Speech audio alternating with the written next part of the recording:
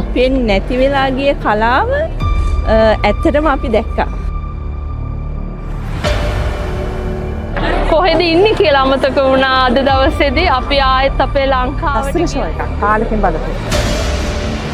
අපි නොවන අපි බවට පත්වීගෙන යද්දී UK වල කරපු හොඳම ප්‍රසංගයක් තමයි මේ භාව ප්‍රසංගය. ගොඩක්ම ලස්සනයි. it's a memorable thing for the lifetime. සෙරුවන්ගේ ආශිර්වාද ලැබේවා කියලා ප්‍රාර්ථනා කරනවා. ජය වේවා. කලාත්මීය උරුමකාරයින්ගේ නූතන ආශ්චර්යය එකම වේදිකාවක දෝංකාර දෙන නර්තන ලීලාවේ ශ්‍රී ලාංකේය පෙළහරේ දෙවන දිගහැරුම ඔබට ගෙන එන්න අප සූදානම්.